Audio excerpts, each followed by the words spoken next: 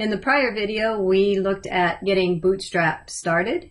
We were on this Getting Started page from getbootstrap.com, and we learned how to link to a CDN, and we also copied this basic template that was about, we can click on the menu item here, basic template. We scrolled down before, but we can copy there.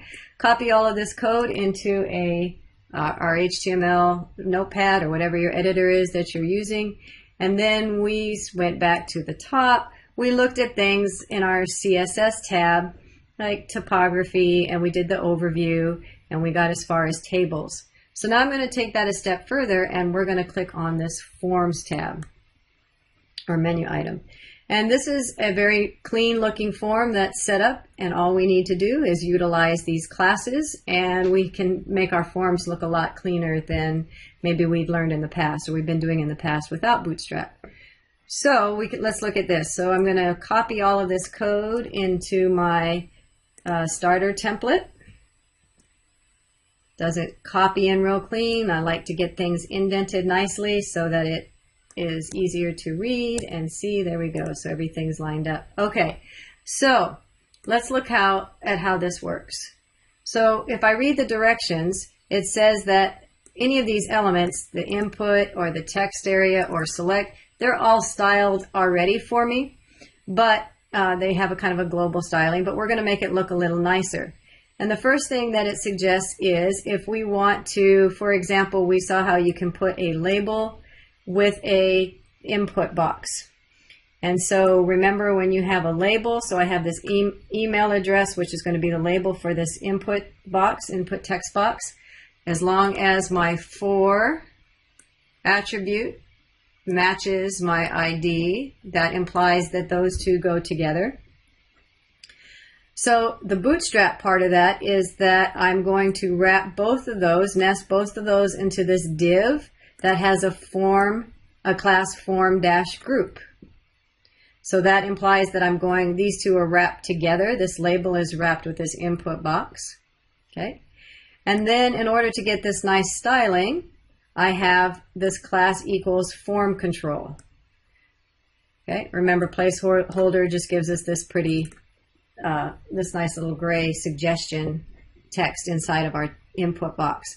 But this is the Bootstrap part of that. So the Bootstrap part of this form is that we're going to wrap our label in a div, our label and our input field into a div that we call form group. And the control, the input type, the text box has a class form control. And you can see that repeated throughout. There's our form group for the password and the password input box. And then we get down here to our button. So this has a button type equals submit. So that's how we know to submit the form. And then you can see this button default, and we'll get to this portion in a minute, but this helps class this with a pretty styling. So I'm going to avoid that button for the moment. We're going to get back to it. Let's look at this form portion in our HTML page. So I've copied all that code in. Remember, in order to submit this form, we have a type equals submit. So that means when the person clicks on that button, we need to tell the browser where to go. So if I type in action equals, and I put in, say, thank you.html, that means when I click on the button, the browser will refresh itself and load this page. Okay, we can't do a whole lot with it until we work with a server-side language like PHP or something on the server side to parse out that code. But at least right now we're returning a page. So let's look at how that's looking in our, so I've saved it. Yes, I've saved it. I'm going to refresh our old page there. And you can see that everything looks real pretty. By clicking on the submit button, it's loading. It's trying to load a thank you page, which I don't have currently on the desktop, which is why I'm getting this file not found. But you can see that that's certainly working. Okay. So, and then of course you can change things that you don't want. For example, we don't really have the ability to work with files that are uploaded at the moment. Again, that's a server-side issue that you can learn in another class outside of the scope of this, so I would erase that perhaps, and then that's gotten rid of that. So you can alter that as you want, but it gives you a template to get started with. Okay, so let's look back at this Bootstrap. Let's talk about that button that I said I was going to avoid for the short run. So button, class button, BTN. Okay, what's all going on there? So let's come down here to this menu item that says buttons. And here you can see that we can, I'm going to scroll down just a little bit. So by changing, here's my buttons, and here's that button. I have a class button, and there's that button default. So this determines what colors we want.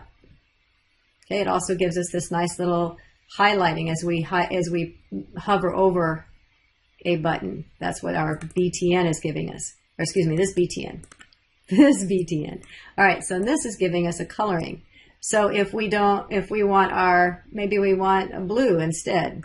So I'm going to change that in my code. So I'm going to come back to my code, and here where it says button default, I'm going to change that to button info.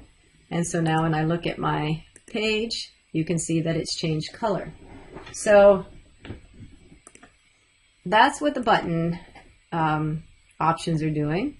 I'm also going to click on this images, and you can see here that by giving classes to an image tag, you get some nice rounding on your images. So those are nice features. I'm skipping over, quite a few of these. I'm trying to build my way up from simple to, I'm not going to go over all of the Bootstrap options, but I'm trying to give you some ideas on how they're used. Let's click on this Components tab. And glyphicons are kind of fun. So we have this ability to put in little icons, graphical icons. They call glyphicons in Bootstrap. And so I'm going to scroll down a little bit. Let us copy this code, for example. I'm going to take this code, Control Copy, and I'm going to, let's see, let me describe what's going on here. So I'm using this class glyphicon,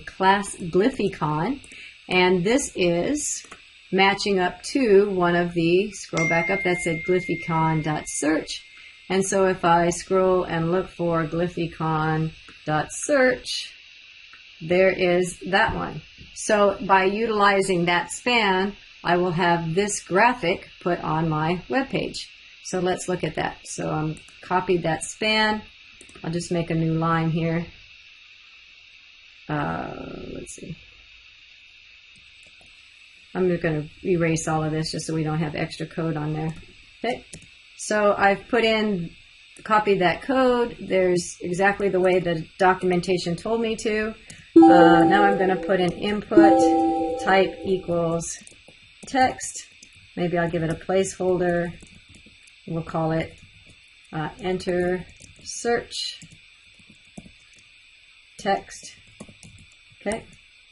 And now let's look and see what we've done. So now I've put in it should be a little graphical icon with the, well, let's just look at it. So I've saved it, and we're going to refresh it.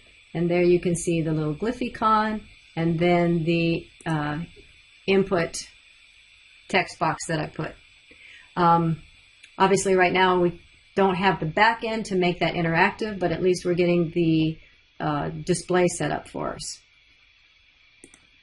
Okay, let's look.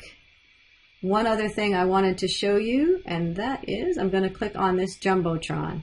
We see a lot of web pages that have this Jumbotron at the very top of their page.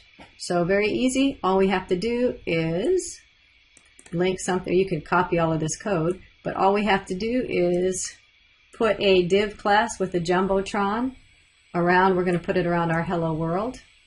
So I'm going to go back to my code, and here's my hello world. So it's suggesting that if all I do is type div class equals Jumbotron, let's see what happens to my hello world. Save that, come back to Hello World, and now I've got that nice Jumbotron. And of course, as I mentioned before, if you want to override that gray color, remember this is div class Jumbotron. I like the fact that the Jumbotron is doing this nice rounded corners. Everything looks good. I don't really like that gray. It doesn't match the tone of my page. So remember, since that's just a class, all I have to do is make sure I type after the style sheet. So after the Bootstrap style sheet, I can put in a new styling, perhaps, style. We'll give it a class, Jumbotron.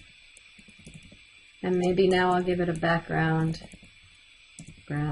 color. So I'm overriding that gray. Let's make something obvious. Save that. And now if I come back here, I should have overridden. And now I have the yellow background. So you can override. An override simply means I will take all of the styles that were set up before. So the Jumbotron set up all these nice corners, but I've overridden the background color gray with the background color yellow. So we're seeing more and more of all the power that we can do in Bootstrap. It does a lot of work for us, a lot of styling for us. And next we'll jump into making it responsive.